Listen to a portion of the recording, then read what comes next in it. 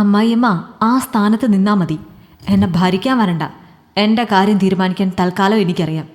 നീതുവിൻ്റെ ശബ്ദം ലിവിംഗ് റൂമിൽ മുഴങ്ങിക്കേട്ടു. പ്രസന്ന അന്തം വിട്ടുപോയി. തൻ്റെ അധികാരസീമയിലേക്ക് ആരും ഇതുവരെ ഇങ്ങനെ അതിക്രമിച്ച് കയറിയിട്ടില്ല. ഇത്ര വയസ്സായിട്ടും ആ വീടിൻ്റെ പൂർണ്ണ നിയന്ത്രണം അവർ തൻ്റെ കയ്യിൽ കൊണ്ടു നടക്കുകയായിരുന്നു. ആദ്യമായാണ് തൻ്റെ നേരെ ഒരാൾ ശബ്ദം ഉയർത്തി സംസാരിക്കുന്നത്. ദേഷ്യം കൊണ്ട് അവരുടെ ശരീരം വിറച്ചു. അവർ പതുക്കെ തിരിഞ്ഞ് സോഫയിലിരുന്ന മകൻ ഹർഷൻ നോക്കി. ആ നോട്ടത്തിൽ തൻ്റെ മരുമകൾ ഇത്രയും തൻ്റെടിയായത് എന്തുകൊണ്ടാണെന്ന ചോദ്യം ഉണ്ടായിരുന്നു. നീതു ഇപ്പോൾ ഗർഭിണിയാണ്.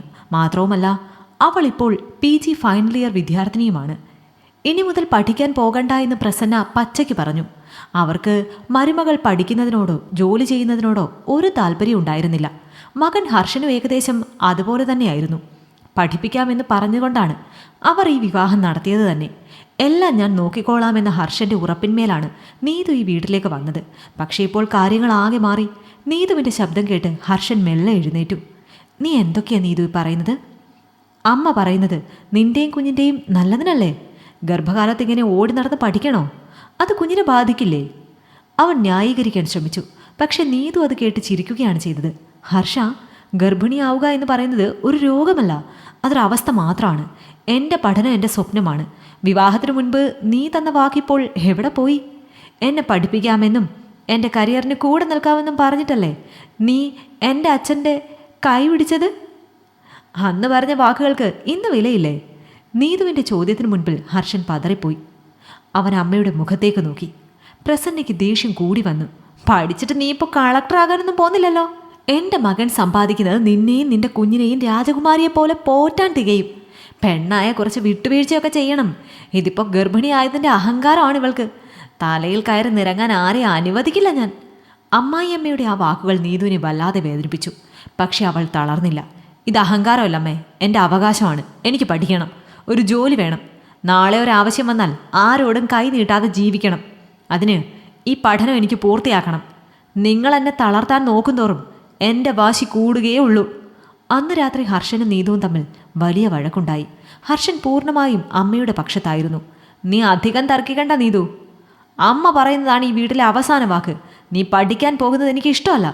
നീതുവിനെ മാനസികമായി തളർത്താനായിരുന്നു അവൻ്റെ ശ്രമം. നീ നാളെ മുതൽ കോളേജിൽ പോകില്ല. അതാണ് എൻ്റെ തീരുമാനം. ഈ വീട്ടിൽ നിന്ന് പുറത്തിറങ്ങാൻ പാടില്ല. ബസ്സിന് 1 രൂപ ഞാൻ തരില്ല. ഫീസിനുള്ള പൈസ ഇനി എന്നോട് ചോദിക്കേണ്ട. ഹർഷൻ അന്ത്യശാസനം നൽകി. എന്നാൽ അതൊന്നും നീതുവിനെ ബാധിച്ചില്ല. പണ്ട് തൻ്റെ ഫീസ് അടയ്ക്കാൻ വേണ്ടി ഓവർ ടൈം ജോലി ചെയ്തിരുന്ന അച്ഛൻ്റെ മുഖമാണ് അവൾക്ക് മനസ്സിലേക്ക് അപ്പോൾ ഓടി വന്നത്. എല്ലാവരും ചേർന്ന് തന്നെയും വീട്ടുകാരെയും പറ്റിക്കുകയായിരുന്നു. അവരുടെ ഇഷ്ടത്തിന് എല്ലാം വിട്ടുകൊടുക്കാൻ അവൾ തയ്യാറല്ലായിരുന്നു. പിറ്റേന്ന് രാവിലെ നീതു നേരത്തെ എഴുന്നേറ്റു. കുളിച്ച് റെഡിയായി ബാഗുമെടുത്ത് ഇറങ്ങാൻ തുടങ്ങുമ്പോൾ ഹർഷൻ വാതുക്കൽ വഴി തടഞ്ഞു. ഞാൻ പറഞ്ഞത് നീ കേട്ടില്ലേ? ഈ വീട്ടിൽ നിന്ന് നിനക്ക് പോകാൻ പറ്റില്ല. മാത്രമല്ല, ഒരു 5ൻ്റെ പൈസ നിനക്ക് ഞാൻ തരില്ല. ഈ വീട്ടിൽ നിന്ന് നിങ്ങൾ എന്നെ വിടുന്നില്ല എന്നുണ്ടെങ്കിൽ ഞാൻ എൻ്റെ വീട്ടിൽ പോയി നിൽക്കും. പിന്നെ പൈസ എൻ്റെ അച്ഛൻ പലപ്പോഴായി തരുന്നത് ഞാൻ സൂക്ഷിച്ചു വെച്ചിട്ടുണ്ട്. ഇനിയുള്ള എൻ്റെ പഠനത്തിന് അത് മതി. പിന്നെ ബസ്സിന് പോയില്ലെങ്കിലും നടന്നു പോകാൻ എനിക്കറിയാം. നീതു വാശിയോടെ പറഞ്ഞു. പിന്നീടുള്ള ദിവസങ്ങൾ നീതുവിന് അഗ്നിപരീക്ഷയായിരുന്നു. വീട്ടിലാരും അവളോട് സംസാരിക്കില്ല. ഒരു ഗ്ലാസ് വെള്ളം പോലും ആരും അവൾക്ക് എടുത്തു കൊടുത്തില്ല. തനിഷ്ടം കാണിച്ച് പഠിക്കാൻ പോകുന്നവർക്ക് ഇതൊക്കെ സ്വയം ചെയ്യാമല്ലോ എന്നായിരുന്നു പ്രസന്നയുടെ പരിഹാസം. ഭക്ഷണം പോലും അവൾ തന്നെ ഉണ്ടാക്കി കഴിക്കേണ്ടി വന്നു. ഗർഭകാലത്തെ തളർച്ചയും പഠനത്തിൻ്റെ സമ്മർദ്ദവും അവളെ തളർത്താൻ നോക്കിയെങ്കിലും അവൾ തോറ്റുകൊടുത്തില്ല. ഹർഷൻ അവളെ പൂർണ്ണമായും അവഗണിച്ചു. അവൾ ആശുപത്രിയിൽ പോകാനിറങ്ങുമ്പോൾ പോലും അവൻ തിരിഞ്ഞു നോക്കിയില്ല. സാമ്പത്തികമായ സഹായം പോലും അവൻ നിർത്തി. പക്ഷെ നീതു തൻ്റെ കയ്യിലുണ്ടായിരുന്ന ചെറിയ സമ്പാദ്യം ഉപയോഗിച്ച് മുന്നോട്ട് നീങ്ങി. ഇടയ്ക്ക് സ്വന്തം വീട്ടുകാർ വിളിക്കുമ്പോൾ അവൾ സങ്കടങ്ങൾ ഉള്ളിലൊതുക്കി ചിരിച്ചു. എല്ലാം ഇവിടെ സുഖാണച്ചാ എന്ന് പറയുമ്പോൾ അവളുടെ കണ്ണുകൾ നിറഞ്ഞിരുന്നു. കാരണം ഈ പോരാട്ടം ജയിക്കേണ്ടത് അവളുടെ അഭിമാനത്തിൻ്റെ ആവശ്യമാണെന്ന് അവൾക്കറിയാമായിരുന്നു. മാത്രവുമല്ല, തൻ്റെ വീട്ടിലേക്ക് തിരികെ ചെന്നിട്ടുണ്ടെങ്കിൽ രോഗിയായ അച്ഛൻ തൻ്റെ ഇപ്പോഴത്തെ അവസ്ഥ തിരിച്ചറിയും. മക്കളെ ഒരുപാട് സ്നേഹിച്ച ആ പിതാവിന് ചിലപ്പോൾ അത് താങ്ങാൻ കഴിഞ്ഞില്ല എന്ന് വരും. അത് ഭയന്നവൾ അങ്ങോട്ട് പോയില്ല. പരീക്ഷാകാലമായപ്പോഴേക്കും വയറ് കുറച്ചുകൂടി വലുതായി. ഓരോ ചുവടും വയ്ക്കാൻ പ്രയാസമുണ്ടായിരുന്നു. നടുവേദനയും ക്ഷീണവും അവളെ അലട്ടി. എങ്കിലും അവൾ എല്ലാ പരീക്ഷകളും നിറഞ്ഞ ആത്മവിശ്വാസത്തോടെ എഴുതി. പരീക്ഷാ ഹാളിലിരിക്കുമ്പോൾ തൻ്റെ കുഞ്ഞുള്ളിലിരുന്ന് അനങ്ങുന്നത് അവൾ കൂടുതൽ കരുത്ത് നൽകി. മാസങ്ങൾ കടന്നുപോയി. നീതു ഒരു പെൺകുഞ്ഞിന് ജന്മം നൽകി. കുഞ്ഞുണ്ടായതോടെ പ്രസന്നയുടെയും ഹർഷൻ്റെയും സ്വഭാവത്തിൽ നേരിയ മാറ്റം വന്നു. അവർ കുഞ്ഞിനെ സ്നേഹിച്ചു, അവളെ കളിപ്പിച്ചു. പക്ഷെ നീതുവിനെ ഇപ്പോഴും ഒരു വേലക്കാരിയെപ്പോലെയാണ് അവർ കണ്ടിരുന്നത്. നീതു പഠനം ഉപേക്ഷിച്ച് കാണുമെന്ന് അവർ ഉറച്ചു വിശ്വസിച്ചു. ഇനിയിപ്പോൾ കുഞ്ഞായില്ലേ, അവളുടെ പഠനമൊക്കെ അവിടെ അവസാനിച്ചു എന്ന് പ്രസന്ന അയൽക്കാരോട് പറയുന്നത് നീതു കേട്ടു. എന്നാൽ ഒരു ദിവസം രാവിലെ പത്രത്തിൽ റിസൾട്ട് വന്നു. നീതു തൻ്റെ വിഷയത്തിൽ യൂണിവേഴ്സിറ്റി തലത്തിൽ ഉയർന്ന വിജയം നേടിയിരിക്കുന്നു. ഗോൾഡ് മെഡൽ അവൾ കാണുന്ന വാർത്ത അറിഞ്ഞ് നാട്ടുകാരും സുഹൃത്തുക്കളും വീട്ടിലേക്ക് വിളിക്കാൻ തുടങ്ങി. ഹർഷൻ സത്യത്തിൽ അത്ഭുതപ്പെട്ടുപോയി. അവൻ വിചാരിച്ചത് വീട്ടുജോലികൾക്കിടയിലും ഗർഭകാലത്തെ അവഗണനകൾക്കിടയിലും നീതു തോറ്റുപോയിട്ടുണ്ടാകാമെന്നാണ്. തൻ്റെ എതിർപ്പുകൾക്കിടയിലും അവൾ ഇത്രയും വലിയ വിജയം നേടിയത് അവൻ്റെ പുരുഷാഹങ്കാരത്തിന് വലിയൊരു തിരിച്ചടിയായിരുന്നു. അന്ന് വൈകുന്നേരം ഹർഷൻ വീട്ടിലെത്തിയപ്പോൾ നീതു തൻ്റെ സാധനങ്ങളെല്ലാം പാക്ക് ചെയ്യുകയായിരുന്നു. നീത് എങ്ങോട്ടാ? മാർക്ക് കിട്ടിയെന്ന് കരുതി നീ വലിയ ആളായെന്നാണോ വിചാരം? ഈ വീടിൻ്റെ പടി ഇറങ്ങിയാൽ നിന്നെ ആര് നോക്കും? പ്രസന്ന പതിവ് പോലെ ശബ്ദം ഉയർത്തി ചോദിച്ചു. നീതു തൻ്റെ കുഞ്ഞിനെ മാറോട് ചേർത്ത് പിടിച്ചു. അമ്മേ, ഹർഷ, നിങ്ങൾ തടഞ്ഞിട്ടും പരിഹസിച്ചിട്ടും ഞാൻ പൊരുതിയത് ഈ ഒരു ദിവസത്തിന് വേണ്ടിയാണ്. എനിക്ക് അത്യാവശ്യം നല്ല ഒരു ജോലി കിട്ടിയിട്ടുണ്ട്. നിയമന ഉത്തരവ് എൻ്റെ കയ്യിലുണ്ട്. എൻ്റെ അച്ഛനും അമ്മയും എന്നെ കൊണ്ടുപോകാൻ ഇപ്പോൾ വരും. ഇതിനകം അവൾ സാവകാശം തൻ്റെ അവസ്ഥ അച്ഛനോട് പതിയെ പറഞ്ഞ് മനസ്സിലാക്കിയിരുന്നു. അതോടെ അച്ഛൻ അവളെ ചീത്ത പറയുകയായിരുന്നു. എന്തുകൊണ്ട് ഇത്ര നാൾ പറഞ്ഞില്ല എന്ന്.